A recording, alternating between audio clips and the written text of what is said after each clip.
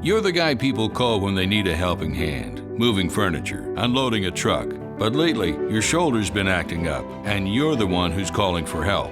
And that's the moment you realize you can no longer shoulder the load. The Joint and Spine Center is Cincinnati's leading destination for orthopedic care, with a range of surgical and non-surgical treatments. So when a moment has the power to change the rest of your life, go to the one place with the power to change it for the better, the Christ Hospital Health Network. This changes everything. The Pound This podcast is brought to you by Sway, artfully crafted, ready-to-drink cocktails from Mad Tree Brewing. This is episode 768, Finding Success from Struggles with Dr. Sanjay Shewakramani. I want to lose weight, but I don't know how to get started. What should I meal prep every week? How do I get those sweet booty gains? Inspiration for your healthy lifestyle. The Pound This podcast with Amanda Valentine.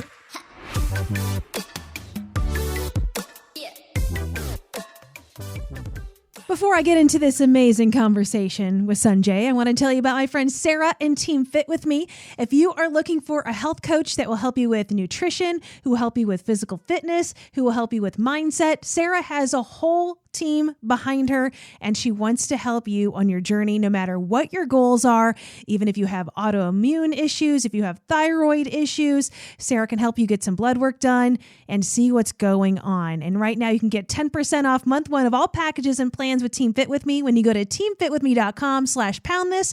Also, Sarah will be at my Pound This party, which is an all-day wellness and live podcast event that is happening at Mad Tree Brewing in Cincinnati, and that is happening on my 40th birthday, Saturday, August 6th, 2022. You can find tickets for the Pound This party in the show notes. Right now, though, let's have our amazing chat with Sanjay. Thank you so much for listening to the Pound This podcast. I am Amanda Valentine. All right. Pause while I try to pronounce the name here. Sanjay Shewakramani. Did I say nailed that? It? Yes! You nailed it. Yes. I knew it. There was not a doubt in my mind. That was amazing. Sanjay, thank you so much for joining me on this podcast. Thanks for having me, Amanda. It's going to be exciting. I'm really happy to be here. Yeah, so some backstory is we've been Instagram friends for a while, and you own a gym here in Cincinnati, which I'll get to in a second. So, but we've never met in person. We haven't really chatted that much on Instagram, even though we've been talking to each other a lot today. That you do a lot of things. So one is you're a gym owner, but before we get to the gym ownership is that you're an ER doctor. And I think that's an interesting combination that you are a doctor and you own a gym. So I guess before we get into all of that, give me the backstory. Tell me all about you. How did you find yourself getting to Cincinnati? Or first off, how did you become a doctor? And then how did you get to Cincinnati? And then how are you just like, I'm going to open a gym? Yeah, it's a long story, but I'll keep it kind of brief. So I was like typical Indian kid where like you have to be engineer or doctor or like you failed your parents. And so I actually became a doctor, but my parents they never put the pressure on me to be a doctor. I just wanted to be one since I was a kid. What about being a doctor made you want to do it? My pediatrician was really nice to me and she gave me lollipops. And I was like, I want to do this stuff and make people happy. And she's really nice. And so that was it. And so I wanted to be a pediatrician growing up. And then it kind of evolved from there. So I went to undergrad and med school in Boston. And when it came time to like choose what I wanted to do for the rest of my life, I had a hard time like figuring it out. Like I liked everything in med school as far as like, I almost wanted to be an OBGYN at one point, like really weird. And I was like, half my patients were not going to see me. What? So I ask this question when I do talk to gynecologists on this podcast, like what makes you want to go into that line of work? So I like the fact that it was primary care that you do a lot with your patients, but you also do the surgery part. And then you get to deliver babies. Like it's pretty cool, like the whole spectrum of everything. And I enjoyed it because you get to split your time. It's not just you're a surgeon, but you would like take care of patients' overall health too. And that's what drew me in. There's no other really field that does it to that degree. Although most OBGYNs kind of have started to back away from primary care, but there's still a decent amount that do. And so that's what drew me to it. Okay. But then you decided not to do that.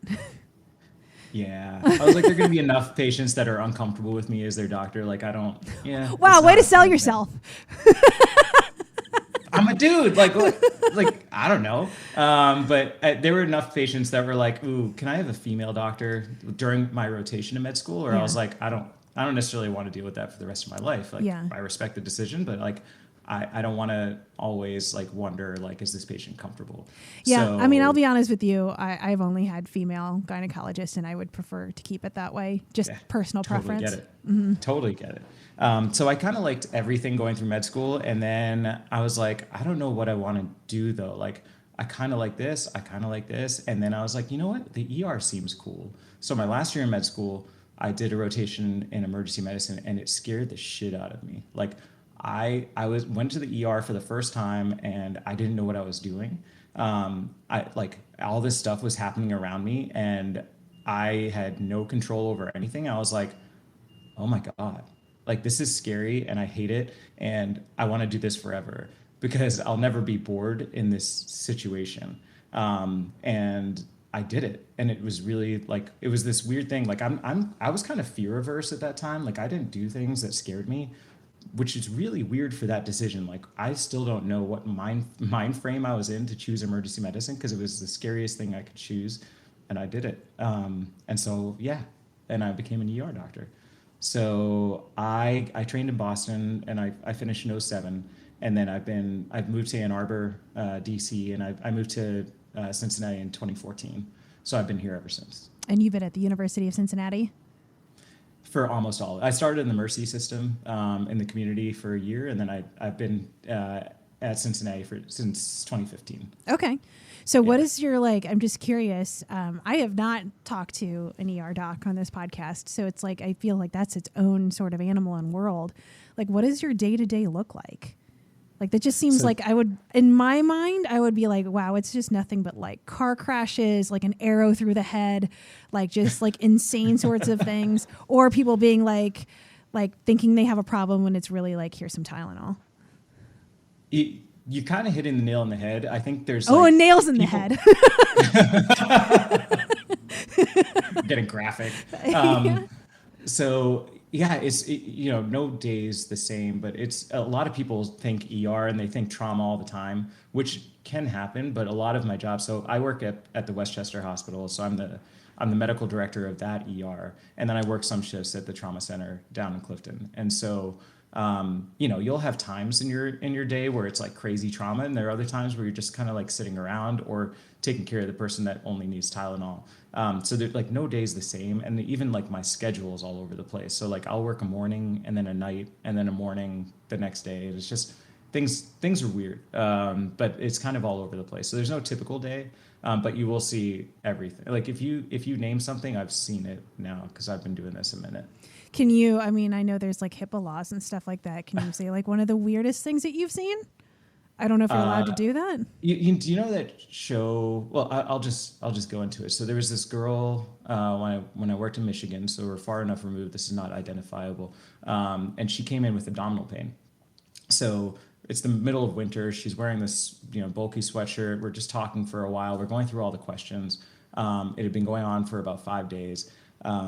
And when it came down to time to examine her, I laid her down, and this big mound comes up from her abdomen.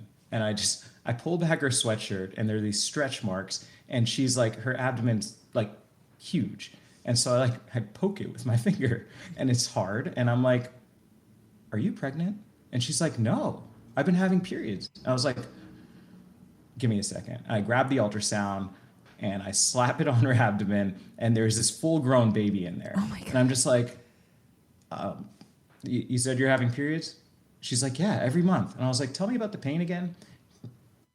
She's like, oh, it was happening like every 15 minutes before, and now it's like every 3 minutes. Oh, no. And I'm like, you're kidding. So I did a quick exam on her, like an internal exam. Baby was luckily not like falling out, and I set her up to labor and delivery, and she had a baby an hour later. So it's one of those like I didn't know I was pregnant stories. They are legit. Like there's a lot going on behind the scenes there. And she had a fiance, and she lived with her mom, and no one knew. Like just weird stuff that I just didn't want to get into because it would get really weird. Yeah, I mean, I can't imagine that, just like not having any idea you're pregnant and then you walk home with a person that you have to raise for most of their life. And I'm like, oh my God. I thought I thought I had a tummy ache. I didn't come here with all this responsibility. Came here with a tummy ache, left with a baby. Yeah. Oh my God. Yeah, that's crazy. So so then at this point where you're working as an ER doc, obviously, at what point are you like, you know what? I'm going to open a gym. Yeah. Weird, I'm very curious to hear how this happened.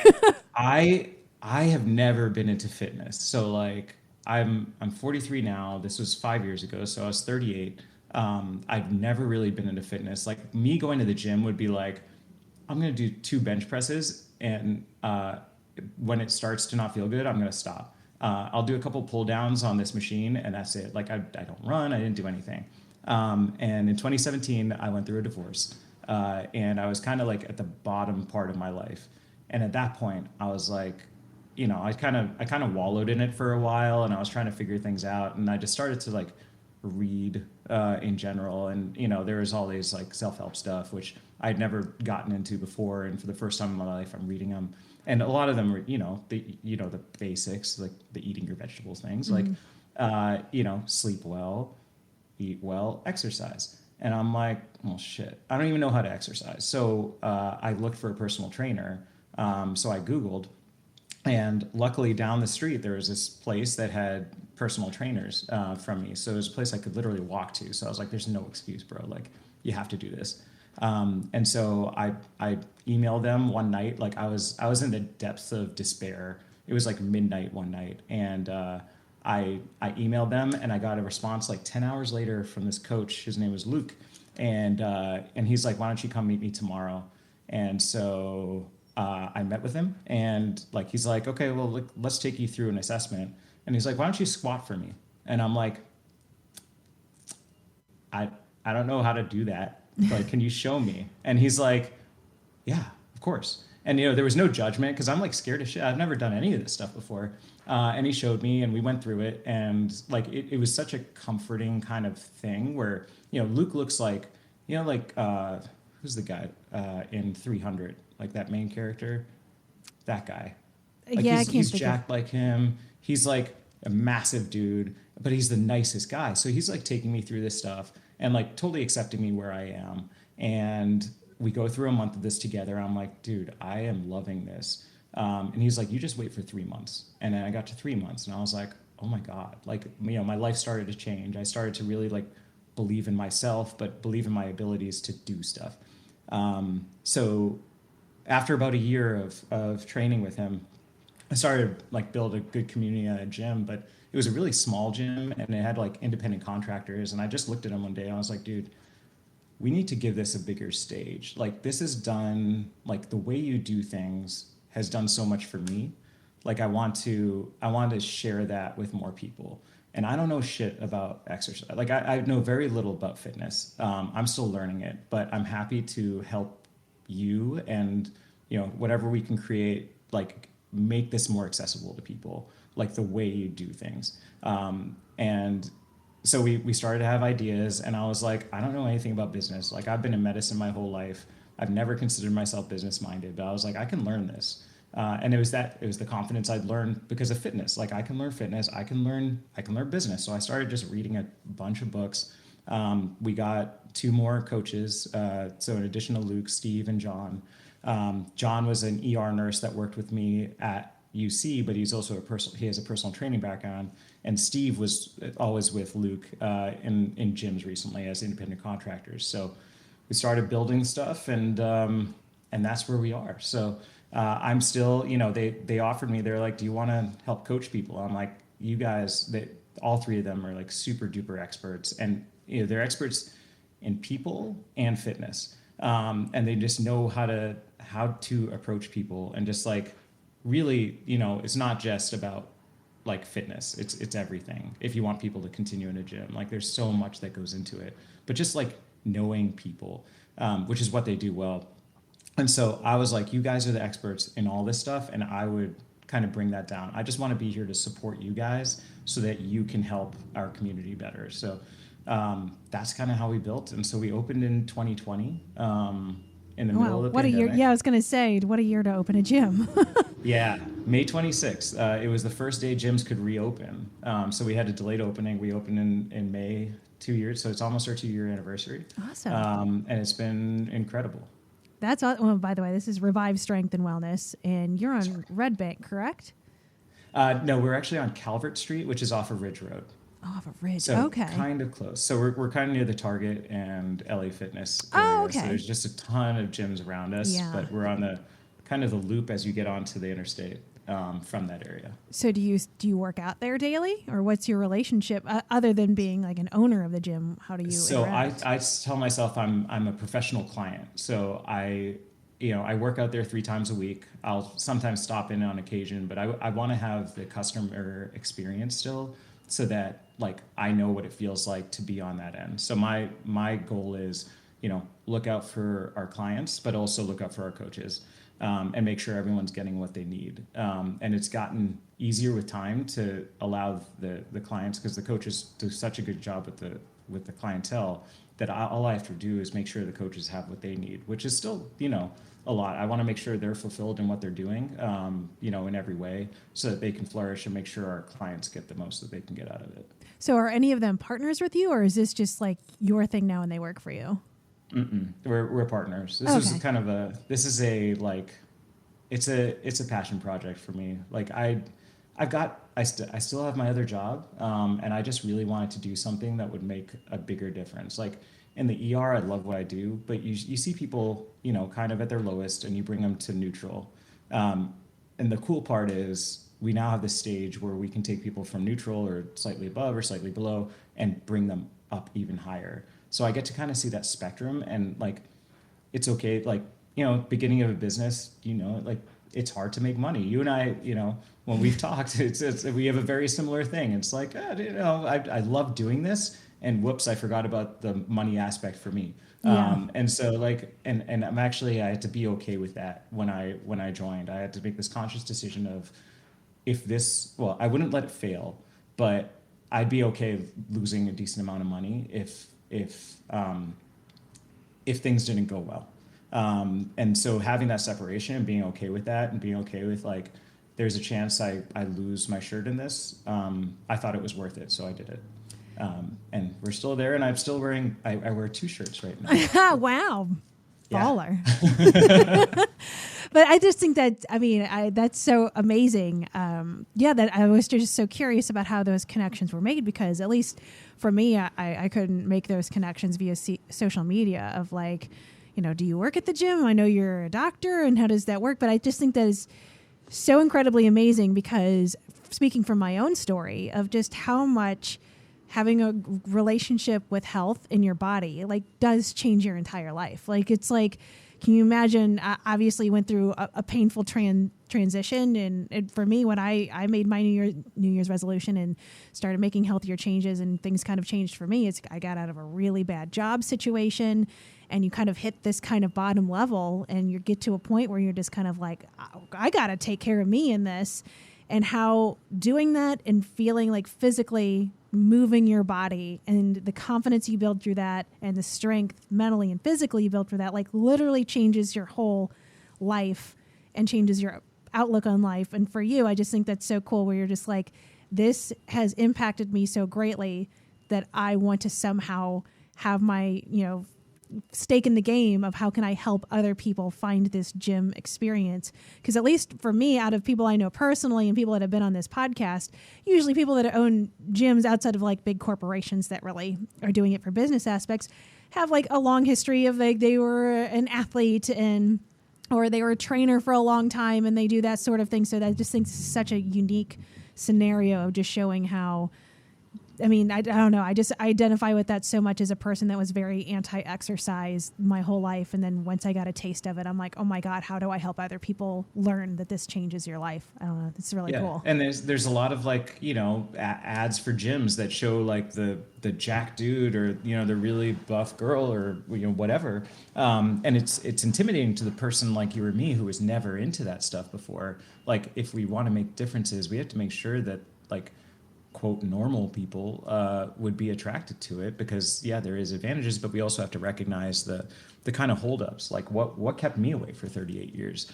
Why were all these obstacles there? And there's a lot of kind of like cognitive behavioral therapy that we do in our gym. It's kind of exploring the person and knowing what their obstacles are and talking about them openly and accepting people where they are, and then where they want to be and what they think is keeping them back, but not trying to fix them, but really address things and talk openly about them so that we can help them feel better.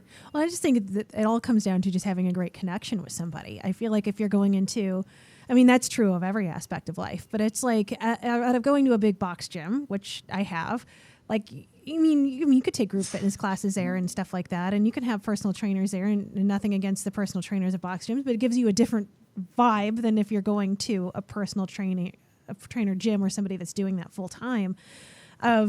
It doesn't give you that connection. It doesn't give you the same sort of community. It doesn't give you the same sort of safe space. And I feel like that's why I avoided it for a long time. One, I just felt like where I was physically, I didn't belong. Before, like being in school, was bullied by not only kids, but PE teachers.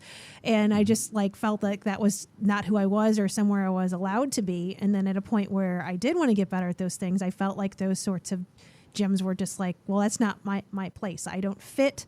I don't even know how to talk to anybody there. Oh my God, a personal trainer would not want to waste their time on me. And I think you just go through all of these narratives in your head of what fitness or a gym is.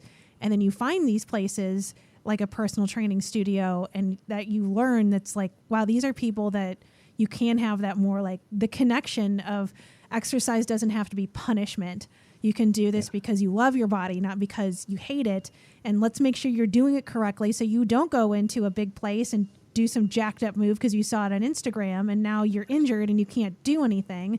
Like, let's do it the right way. Let's give you a safe space. Let's give you high fives when you kick ass today. It's just, it's one of those things of, I think once you have a taste of it after you've had such a bad taste in your mouth for a long time, it's like, oh my God, why isn't everyone trying this? Exactly. Exactly. I know you had Matt Casey last time, or a few episodes ago. Yeah. And, he and I share that same thing. Like, it should be fun. Like, when you show up to the gym, we want you to feel better when you leave, not just because like you sweated like your brain out. Like, we want you to just feel better about everything when you leave. And if you feel crappy when you walk into the gym, maybe this isn't the right day to be here. And that's the other thing. It's not like we don't have this mentality of like, go, go, go. Like, you can bust through this no matter what. You're having a shit day, but exercise is going to make you feel better. It's like, wait a second. Like, what is going on? And what are you feeling? And maybe we can tone it down. Or, man, you slept 3 hours last night, go home. Like, that sleep is right now, sleep and rest are more important than any workout you could do. We're an individualized training gym, so people get their personal programs written for them. We don't do any group stuff. We truly believe it, as far as everybody gets individual care, because everyone needs a little something different, whether it be like week to week or day to day. And that's something that's been a conscious decision for us, because financially we could probably do even better if we had group stuff, but it's not something we've wanted to delve into yet, because we really want to give as much attention to the person and their individual struggles, but their wins, like you said, with high fives. Like, we want to pay attention to those little things, because they make all the difference in the end, as far as someone wanting to come back for themselves. Totally. Because it's so easy to get discouraged. Like, I've been there. Like, I didn't work out for a 6-month period, and then I would go to a big box gym and I would like go hard, and then I'd want to puke, and I'd be like, all right, I'm good. Not coming back for another year. Exercise sucks. And it's fostering a environment where it's not like that, which is the coolest thing to see. And we have like a 11-year-old in our gym, and we have an 81-year-old in our gym. And it's like anybody, any skill level. And those are the stories that resonate with me. Yeah, I love seeing like lifters come in and, helping them be better. That's great. But it's also like the real, not real world. Everyone's, that got their own story, but the person who's like me, who never had that experience before, and the ones that we can actually get to smile and start believing themselves, and then see their victories like outside of the gym, which is like the coolest shit, because like when you know that you gave them a little more confidence to do stuff that scared them outside, whether it be at work or family or whatever, that's the cool stuff to us too. It's not just like getting a PR in the gym or something. Definitely. Well, I do want to talk to you about, I know you were injured and that kind of stopped you from moving for a while. But before I get to that, I do want to kind of bring up of talking about stopping and starting the gym. It seems like you tell me, I've never worked in healthcare, but just from like the outside looking in and the people that I know, it feels like you work in healthcare and you understand the importance of doing these things for yourself. But it feels like the healthcare industry is so busy and stressful and exhausting that most people like don't have the time to go like exercise or work on their nutrition and their sleep and all these things. So it's like the most counterintuitive thing from my perspective of like, here's our healthcare workers that are doing the most unhealthy things because their work is so freaking hard. Yeah, it's definitely a thing where it's contradictory. You know, we tell you to eat well and sleep well, and meanwhile we're like sleeping 4 hours some nights and eating junk food through our shift because we don't have time to go to the cafeteria or something or take a break during a shift. Like we just keep going. And, I think that's the old school mentality and physician health and wellness and healthcare worker health and wellness is starting to get closer to center stage now, where we're realizing like you got to start taking care of yourself before you can take care of others. But the culture is still so ingrained. Like, we're all high achievers and we don't want to abandon our post so that we can take care of ourselves. Like you have to be on the post. But still, like, I think there's going to be a shift, and it's kind of like a slight change now. But I think soon there will be a change to like really take care. I mean, like 20 years ago, I was in training and they were focusing on this stuff, but it didn't make much of a difference. In fact, they were looking at healthcare errors and like overnight shifts, 24-hour calls and stuff like that. And what the study showed was there were no decreases in errors when you cut out overnight shifts, when you cut out 24-hour shifts. So I think it like swayed people against taking breaks. But I think we're starting to realize there's so much more going on that's going to benefit our patients, that it is important to take care of ourselves and have our systems take care of us as well. And so that's one thing I'm focusing on as well, is like, how do you change the systems to allow your healthcare providers to have what they need to be their best, whether at hospital or at home. But it takes a lot of change, especially with mindset in healthcare. Yeah. Well, that's cool that you're obviously mindful of that and working on it from the inside out, instead of just like, hey, we hired some consultants. And usually that doesn't go over as well as actually somebody who understands the job and who lives it every day and can understand the actual like struggles. Well, I was at a healthcare system once that will remain nameless in another city that brought in Disney as consultants to show us how to be well. And it just fell on deaf ears. Everyone's like, that's great. And we can take care of our patients better and be nicer to them. But what are you going to do about the fact that I'm sleeping 3 hours a night? Disney, what you got? And, you know, like, or about how about like give me some of that money, that'll make it easier. Exactly. And there's so many needs, like, and it's so easy to be like, you don't need money to be happy, but no, screw that. Like Maslow's hierarchy is real. Like you need the basic necessities in life. And if you feel like you're not getting them, there's no way you're going to be able to make other people happy. But it's just this, you and I were talking about like being told like it's a privilege to do what you do. Like, that doesn't help. I'm doing an honorable profession. It's great, but also I'm a lot of people burn out, and it's for good reason. And if we don't truly look, and that's the tough part. Like, I want to help systems, help people be better, but like we do at Revive, like every individual has different needs and they're at different points, and you can't just be like, oh, here's more money for everybody, but that's going to help everybody, sure, but it's not going to solve the problem. Yeah, it may for some. But like maybe this person needs a therapist, and maybe this other person, needs just someone to talk to. I don't know. But like everyone has their different needs, and that's the tough part about fixing the system entirely. But I think just giving it more attention is the biggest step, and saying it's okay. Like I like to share my story of struggle personally, because it's like, you know what, it's okay. Like I was a high achiever I still am. And like, but I still have my struggles, and it's okay. Like, you know, and allowing that in healthcare, because I think it was a moot thing or like a taboo thing to talk about, which was, you know, the struggles of a healthcare worker. I can easily see someone being like, what do you have to complain about? Like, you make good money, you have a great profession, like, look at me, I'm over here. And that's cool, I get it. But I think the fact is that we don't talk about it enough, and then it's kind of buried, and it just like it shows up at weird points in our lives.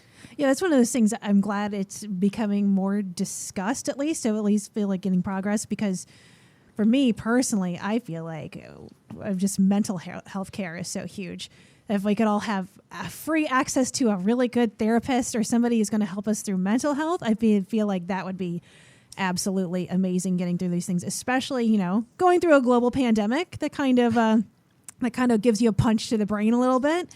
And especially for healthcare workers, where it's just one of those things, again, if like we could just talk about this openly and we could work on these sorts of issues. And I just even feel that way in health and fitness. I feel like, you know, I feel like more therapist than personal trainer or nutritionist or anything else. And actually, that's the part I enjoy more. It's because everything comes down to what's going on in your head. Like, it all kind of stems from there, of like, how can we unwind that? And whether that's talk therapy or whatever sort of therapy it is, I feel like if we had, and again, it's good that we're at a point now where that's becoming more prevalent and part of the conversation is mental health. But it's like, okay, well, now when can we implement it more and actually make it affordable, and we can actually do these things? And how much is that going to help every other area if we're, you know, can be okay in our heads, and then maybe we can sleep more, or we could, you know, tolerate our jobs more, or whether that means I quit or show up for yourself better. But it's one of those things, it's like, man, it's just, you know, slow moving train. And I'm not sure if it's going to get there in my lifetime or not, but I do know it's better now than it used to be. So at least that's something. Yeah, I agree. And, you know, it's the approach I take at work too. It's kind of like, you know, these patients come in with a problem, and it's easy to say at 3 a.m, like, why are you coming in with your toothache? Like, it's, and we question it a lot, but like, everyone's got their story, and, you know, sometimes it's the mental health. I have a story. I'll share it. There's a woman who came in, she was 55. This is a long time ago. And she came in at 4 a.m. I actually had an empty board. I had no one in my department. I'm cruising through this night, and she comes in. So like, she ruins my night, right? Because I'm having a perfect night, and it's 4 a.m, and she comes in with vaginal bleeding. And I'm like, oh, okay. And then it's been going on for 8 months. Oh. And I'm like, 8 months of vaginal bleeding. You choose 4 a.m. on a perfect night for me to come in. Like, why would you do that? Well, she was just there to ruin your night, obviously. Exactly. Of course, I'm being attacked. You are the victim here. How dare she? She knew, didn't she? So it turns out, and it's kind of a little sad. So, you know, I started talking to her, and I was just like, so why tonight? And she had bleeding, like, obviously 8 months ago, and she had spotting, and she knew she had uterine cancer, because her mom had died of it like 20 years before. So she had that initial feeling of dread. And then after a month of dealing with it and not wanting to tell anybody, she started to feel that shame and guilt and embarrassment of not getting checked out. And what will the physicians say when they see me? And I've let this go so long. And then it just kept going on until, like, she's lying in her bed. It's 3 a.m. this night. She hasn't even told her husband. And she finally got the courage that night out of nowhere to I wouldn't say out of nowhere, but she finally built it up to tell her husband, and he's like, we're going to the hospital right now. And like, it was that moment. I had that moment in her life where I could have been like, the hell are you doing here? And luckily I was in the right headspace to fully listen to her. And, you know, we got her taken care of. And a month later, she had her uterine cancer removed, and it was stage 1. And now she hadn't seen a doctor in 10 years. And now she's seeing a primary care doctor regularly. And it's moments like that where, like, you know, it's the mental, all the mental things that go into a patient, you know, and it's like the whole, what's going on, what's really going on under the surface. Like you could be a 55-year-old with vaginal bleeding, but you're actually the 55-year-old with fears that you're finally getting the courage to, overcome. And celebrating that instead of like looking at people critically is one of the hardest things to do, but one of the most fulfilling. Well, and that brings me to the point too of like that you had a TED Talk, because you're kind of a big deal. And that's pretty much like the whole basis of your TED Talk. Yeah. That I really wanted to do a TED Talk where I could swear and have it be on YouTube. So if you actually search Sanjay asshole, like in your Google search bar, I am the first hit. And I'm very proud of that. That may be the biggest accomplishment of my career. So Sanjay asshole, you will find the TED Talk. But it's about, an asshole in the ER, and I don't want to spoil the punchline. Got to get those hits, man. Asshole. Yeah, exactly. Go watch it. But yeah, the same thing of just like, you don't want to assume anything. Like everybody, that's, you see those memes all the time where it's like, oh yeah, we can see these memes and like them and share them on Instagram and everything else of like, you never know what anybody else is struggling through. But it's like, yeah, but you should absorb that information. And exactly. I know it's hard. It's easy to share. It's easy to say it, but in the real time, like our emotions overwhelm us, and it's a harder thing to do. Yeah, it's hard to live in those things, but it's true. It's just like you never know what somebody's what's going on behind them. Of like somebody might flip you off in traffic. It might have been me, but you just never know. Like you don't know that somebody in my family died that day, and everything is like crumbling around me, and you just cut me off too, and now I'm freaking out. It's other than just like, oh, this chick's a douche and she's just flipping me off, but I do just flip people off. But that's probably all it was in the first place. Yeah. I don't know. It's just such a natural reaction when people do something stupid. I can't help it. Yeah, absolutely. Do your thing. Sorry, my dog's freaking out in the background. That probably means the mailman's here, but I know too that I wanted to talk about your injury that you had, because talking about like your fitness and slowing down and talking about a mental struggle. I know I have dealt with injuries before, and the mental part is the hard thing, especially when I was really into running and then being told like, you can't run. And I'm like, I'm doing a half marathon on behalf of St. Jude and I'm not going to stop, and I'm going to push past my body. And like, that's all in my head. My body is saying no and my head's saying yes, and you keep going.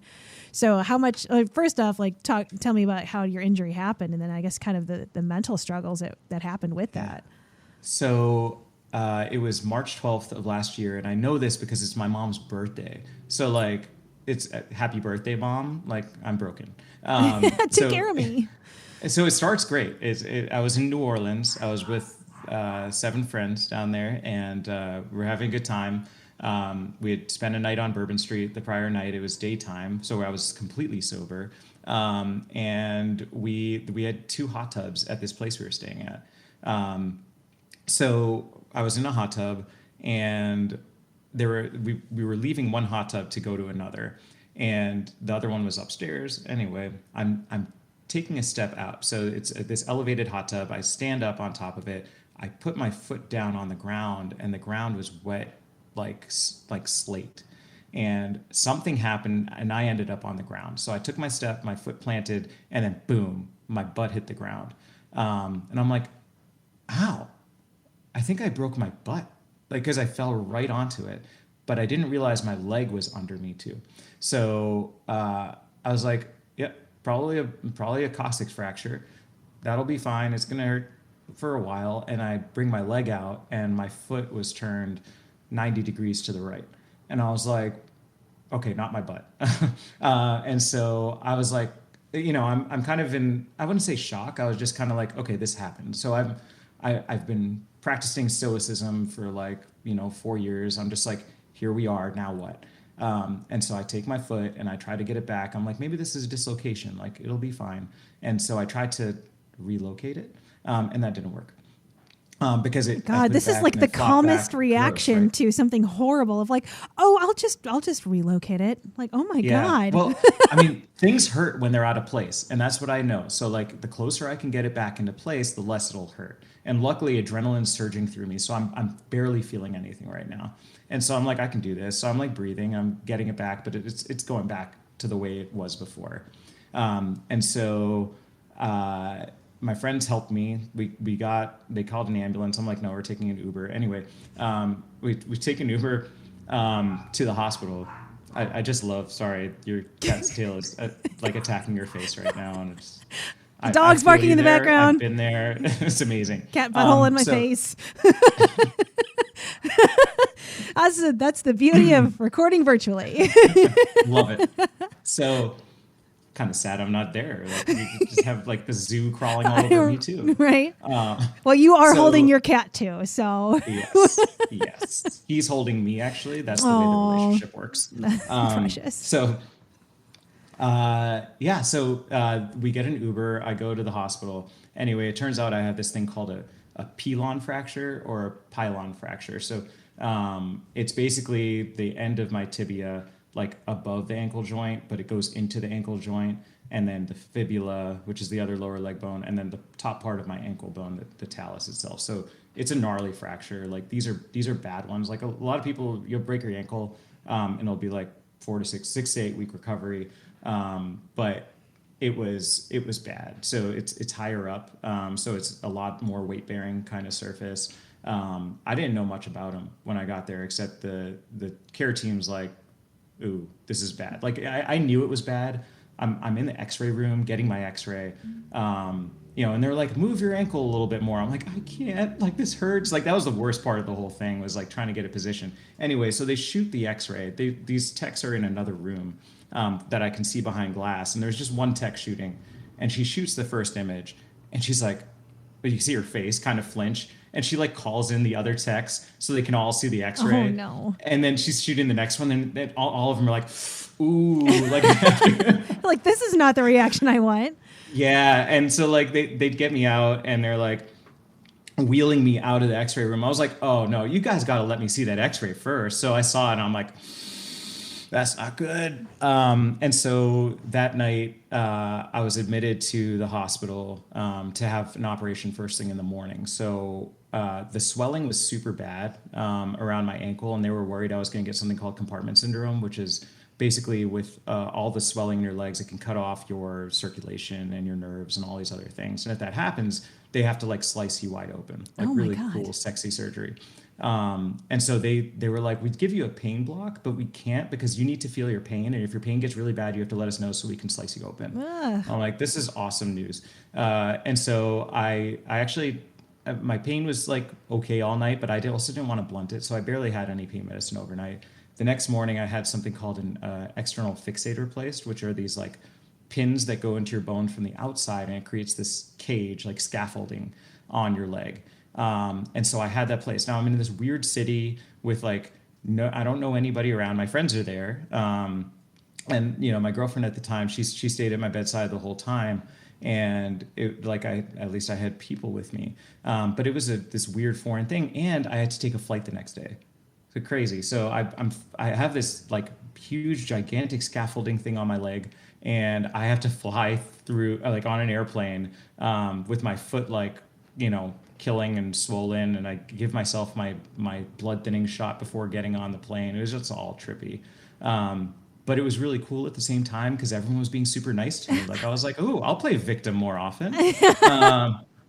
And so like people were offering me rides from the airport. Like I was like, no, I'm good. I got a ride. But like the real humanity of people kind of came out. But like, that's pretty much it. And then I came back here, and I've had 2 more surgeries since, and it's now been over a year. I was told it would be a year to recover, and it now has been over a year, and I'm pretty much back. But it was really hard. So how long was it until you could like walk and exercise and actually like be active? So I came back to Cincinnati, again, the day after the surgery. And I had to be non-weight bearing, or actually I couldn't have that cage taken off my leg for 2 weeks. So like this thing's like a hunker of a thing. It's like awkward as shit. Like the worst part was going to the bathroom. Like it was the most awkward thing in the world because you got this cage, you can't put weight on it, but it's this big clunky thing that's running into everything. So it was 2 weeks with that thing on. Then they took it off, gave me my official surgery where they put the hardware inside. And then I had to be non-weight bearing for 6 more weeks with that in. And only then could I start taking steps. But luckily, I had this orthopedic surgeon at UC, Tanya Dixon. She's a foot and ankle specialist, and she's amazing. It's like she's an amazing human and surgeon too. And she is more aggressive. So most people with this kind of injury need to be 12 weeks non-weight bearing. And I can't imagine what that would be like. But it was only 6 weeks after the surgery, and then I started my rehab journey back. So could you work like that? So I was on medical leave. I have an amazing department at the Department of University of Cincinnati for emergency medicine. They all stepped up. I was on medical leave for 3 months because it was like that bad. Like most ankle fractures, again, you can come back pretty quick. But I was on oxycodone for a while, and I wasn't in good shape to do anything for quite a while. And like my mental space was just tough with the constant pain. It hurt a lot, so I couldn't. But when I got back to work, I was the scooter boy. So I had my knee scooter. I was going around, and eventually I could work, but even that was pretty tough to come back to. So during those 3 months, what were you doing? Just like watching trash TV all day? Yeah, so I may have been that. I may have gone down that route, but the night this happened, I make a post on Instagram like, hey, I'm on the other side of the stretcher now. And I got a message on Facebook from this resident that I used to train back in DC. And he wrote like, hey man, like I had this injury 2 months ago, pretty similar. I'm here to talk. Just know that you're going to have ups and downs, like psychologically, setbacks, physically, and it's okay. And like, this is someone I trained before, and now he's like dropping wisdom bombs on me. And I was like, it was that moment I was like, oh shit, like I've been doing this stoicism stuff for a while. Like I'm feeling it, like I can take anything on, but I'm not anything special. And if he's gone through it, I'm going to go through it too. And so literally on the flight back from New Orleans, I made this thing of like things I need to do every day to make sure that I'm not slipping, to make sure that I'm taking care of myself, and to make sure that I get myself on the path. Like you mentioned the half marathon you wanted to push yourself for. I was like, one of the main things I had to push myself was for patience, because we all want to get back. Like I wanted to be back in the gym. Like initially, the first thing, like once I fell and I see my foot and someone helps me onto a plastic chair as my foot's still broken, I literally I was fine. And then I was like, shit, I'm not going to be able to lift for a while. And I slammed the chair, and I'm like, there's more to this. Yeah, right. And so, but I wanted to get back to it still really bad. But I had to teach myself patience. And so I made this plan for every morning, what I would do to make sure I took care of myself. So I wasn't if I, that book, Make Your Bed, as long as I got my day started off with some wins, no day was going to be that bad. And I had some bad days in there, the pain, these pins that stick into you and keep you in place, the scaffolding is true. You could literally lift that thing up by the bars and everything would stay in place. The problem is everything's kept in place. And when I would have, do you get sleep jerks when you go to bed? No. Do you just have whole body spasms? All right, well, I'm weird. No. And I do. And so I would be drifting off to sleep, and all of a sudden I just go, and I would just have this intense pain through my entire body. And I realized after a while what was happening was I would having one of those sleep jerks where my foot would go, poof, it would go down, but the cage wasn't allowing it to move. And so I would just get this searing pain. And so not only was I having pain, I couldn't sleep, because every time I tried to fall asleep, that would happen. And so I went downward spiral, having that cage on me, the X-Fix for a while. That was probably the toughest time of everything. What a blast. Oh, amazing. 10 out of 10 would recommend to everybody. Well, I mean, how do you feel now? So what are you up to now that you're up and mobile, and you said that you're pretty much, back to normal? So are you back to hey, I went through this whole horrible thing, I'm going to do all the things now? Or are you trying to, kind of pace yourself, or where's your head at?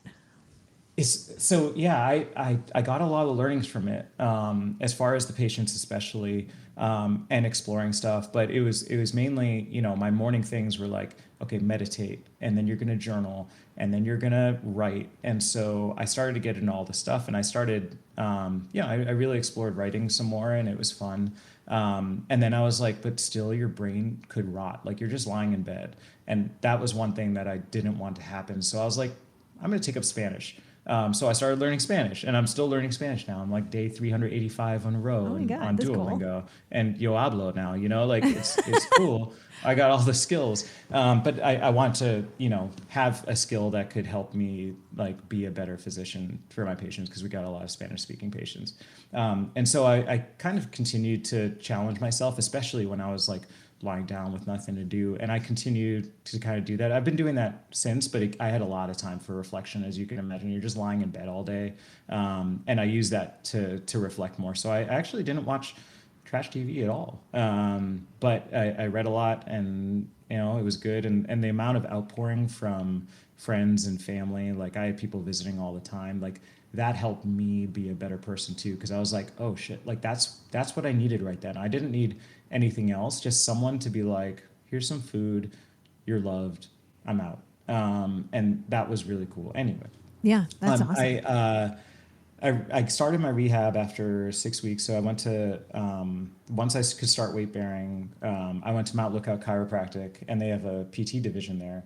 And I had this amazing physical therapist, Dave, who was, he knew my prior fitness status. So I was actually pretty healthy going in, and he knew like he could stress me. And so we went hard at it. And after a few more weeks, I started to work out at Revive a little bit. So a nice like bridge. And eventually he saw that we were doing stuff at Revive that, we work hand in hand with Mount Lookout Chiropractic at Revive. So we have a lot of shared patients. And so he knows us, and he knew that Luke could take me the rest of the way. So after about 6 months, I was like 85%, and now I'm like 99% recovered. And, it's thanks to my surgeon, it's thanks to my physical therapist, and thanks to Luke and, the rest of the gym for like helping me beyond that. Cause a lot of people so my surgeon told me that a lot of people get this kind of injury amputated because it's that bad. Ooh. So, to just have my mobility and my independence back is just like this blessing that I can't, I look at my ankle every day, and it's got some gnarly scars on it, but like, I'm totally thankful for it. Man, that's so crazy. Out of just stepping out of a hot tub, it's usually like the dumbest thing. Right. Exactly. So I had gone on a 5-mile walk earlier in the day, and it was totally fine, and everything's fine. I do crazy stuff all the time. I lift at the gym, and then I step out of a hot tub. I would like to say, though, I've stepped out of 2 hot tubs since, and my ankle is still intact. Nice. So I face my demons. Well, I do that. Like I do so many stupid, weird things and put myself in the face of danger all the time. But it's like last year I had a concussion, and it's from falling off of a Swiss ball. It's like that's what shut me down. And that was a trial for me too, because I had to go on brain rest, which meant no reading, no screens, like nothing. And so it's like, oh, wow, how do I take down my extremely busy life to 0? I can't even learn I can't learn Spanish. I can't do anything. So it was just a lot of journaling and staring.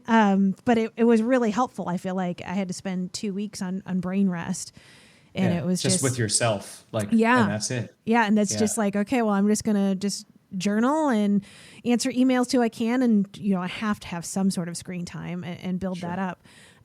So like that, and I wasn't supposed to go for like long walks or anything. I wasn't supposed to exercise. So I'm like, I couldn't even go do that. And I'm like, oh my God, over falling off a damn Swiss ball.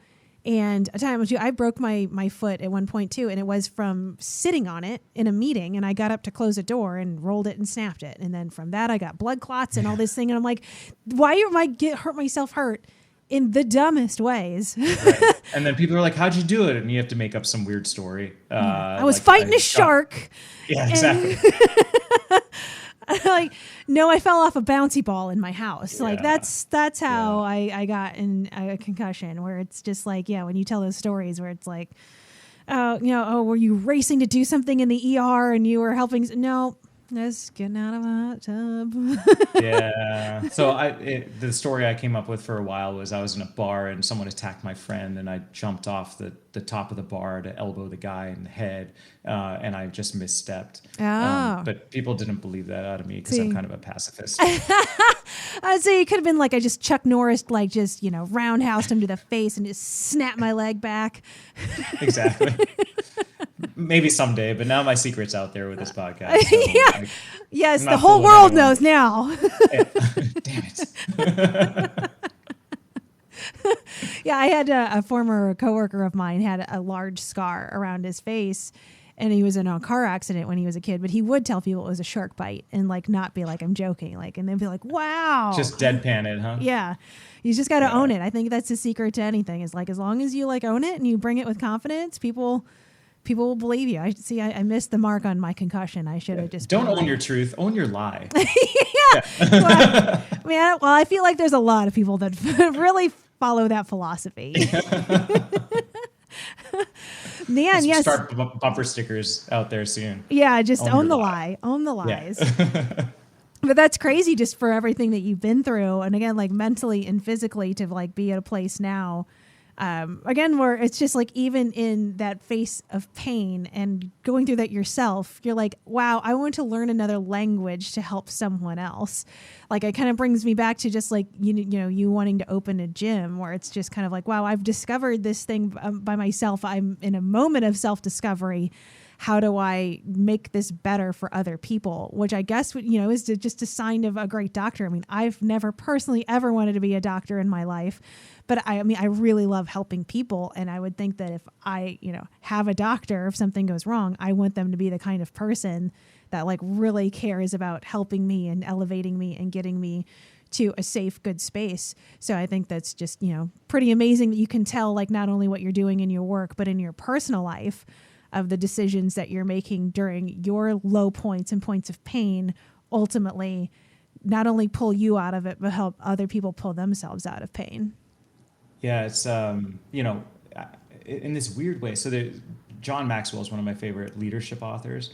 And he has this line, and I'm gonna completely botch it, but he says, change only happens at 3 points in someone's life. It's when they've received enough that they can, it's that received enough that they want to, it's that they care enough that they can, I don't know. And then it's that they hurt enough that they have to. And I think that third one like applies to me fully. Like I never make huge changes in my life except when these pain moments come.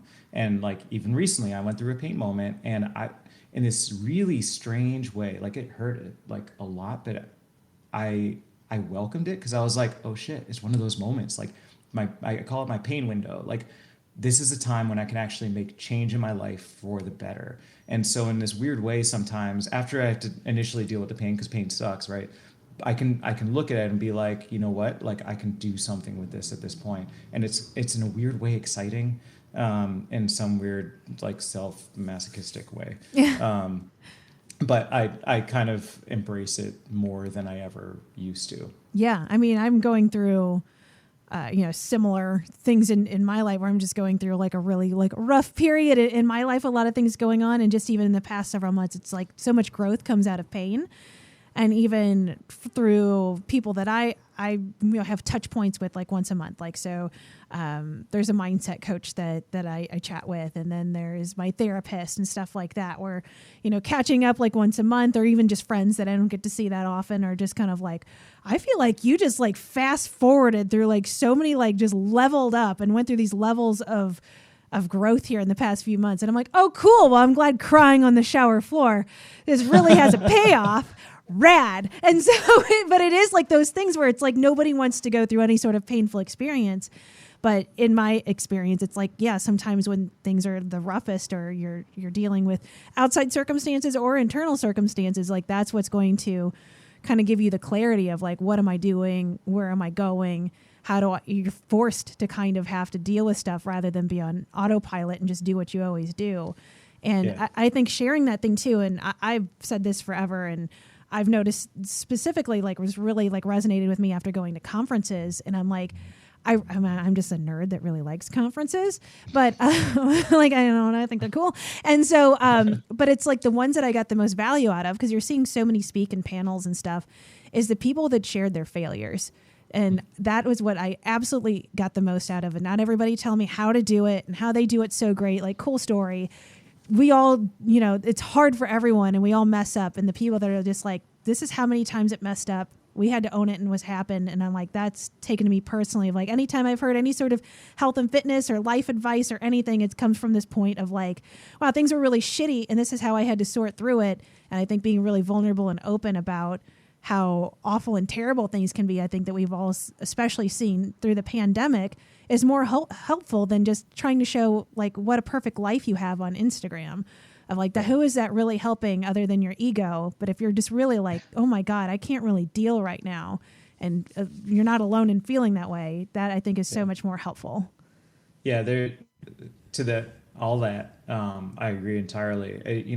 I put out a lot of stuff on Instagram when this happened, and it was a lot of like positive vibes and what I was going through. And I heard through colleagues that people were like, is life really bad for you right now? It looks actually not so bad, and you're on medical leave. Like, and people were a little like miffed.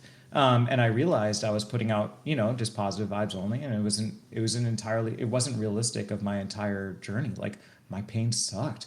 The whole thing. Like there were times when I remember breathing through my pain and just being like, this is what I've been preparing for, and now I can do it, but oh my God, the pain is bad. And like I breathed through it and I said, this is my pain. And it was an exercise, but like at the same time, it stunk, but I wasn't putting it out there. And I got a little upset. Like people don't know my story, but they only see what I put out there. So they think everything's good. And so, two things came from that. One, I got a random DM from this woman up in Canada. And she's like, hey, like I found you through hashtags, and I see you're going through a Pilon recovery. She's like in her 20s, and she's like, I had one too. I just had it, and you're really inspiring me to get through this. And I'm like, okay, I like helped one person, like far away, and that's super cool. So I was still happy with what I had done, but I also realized I didn't represent the whole picture, and all people see is all there is. So, I also started to post a little struggles at that point, just so that people didn't hate me so much. Yeah. Well, and it's hard. It's hard to be like, when you're in those down moments, when I'm crying in the shower, and I'm not like, hold on, let me snap a selfie. Like I feel like shit right now, and I'm in pain, and I'm confused, and I'm scared. Let me write up a post about it. And right. I think that's why it's so hard. And that's why I find it's easier to have a podcast where it's easier to have the discussion about it than to be like, how do you craft an online post or a TikTok or whatever about doing this thing without it seeming really self-serving, like give me attention, feel bad for me. That's how I feel about it anyway. Or like in the moment when my head is in like a really down moment, I'm not thinking about the way to like writing perfect paragraphs and using correct punctuation. It's just kind of like, it's just going to be a lot of crying emojis, and that's it. That's going to be my caption. And so I don't know. I think it's hard. It's just a hard balance. And that's why I think it's so much like those human connections in life, to bring it back to that of like, you have a personal trainer, you have your doctor, you have your close friends and family and coworkers. If you have those kind of, connections where you can be like open and vulnerable and be like, really explain what kind of time you're going through and being open and honest about it. I think that's super helpful. Or it's like, we're all gone the past 2 years for all of us going through a global pandemic. There's no way none of us aren't having effects from that. And like how we are all like going through our own trauma and just acting like it doesn't exist, I don't think helps anybody. So I think it's just having those kinds of conversations of just like, I don't know, like just feeling what you're feeling, I think are just more helpful than just brushing it under a rug. Yeah. Yeah. It was definitely an emotional journey. And it was a practice in like humility too. Like, cause like you said, like you wanted to get back to things. I want to get back to things. And then I'm like, I have my external fixator on. I like hobble to the bathroom on my crutches, and there's like this narrow bathroom, and I like sit down, and my left leg, which I was weight bearing on, slipped. And this is day 3 I'm home after New Orleans, and my right leg slams on the ground, and I'm like, oh shit, it's all over. I just broke everything in my leg again. And I started having this panic attack and like I'm sweating like crazy. There's just like, I almost passed out on the toilet. And it was just like this embarrassing moment of like, I don't have this at all. But I better respect this, because if this happened, and luckily everything was fine from the surgery, but it was that moment where I was like, you better be careful, you big dummy. Because you weren't careful sitting down just now. You thought you had this. I had a lot of upper body strength, but I didn't have the balance in my leg to hold me up. And it was that moment. Like, I know people who have, fallen off their crutches and going down and upstairs is really tough with crutches. But I started, that was the moment. Luckily I had that to be like my warning sign of like, take it easy and listen to your doctors and like push yourself a little bit, but be careful. Cause I don't think I would have been careful otherwise. So I needed those moments, and that there are a lot of moments over the last year that I wasn't the best version of myself at times, and I got to reflect on that too. But at the same time, I was in pain, and I reacted to some situations when I was in pain, and now I see it in my patients. So, when I see them in the ER and they're in a lot of pain and they're being assholes, is it okay? Well, it's not okay that you just yelled at me, but at the same time, I get why you're yelling. And it just gives me a little bit more tolerance and ability to do my job. Definitely. So speaking of assholes in the ER, if somebody wants to watch like your TED Talk, follow you on Instagram, check out your gym, where do they find all the things at? All right. So the gym is Revive Strength. So you can find us on Instagram, Revive, REVIVE Strength. And so you can find us there. My Instagram is Dr. Sanjay Cincy. So DrSanjayCincy.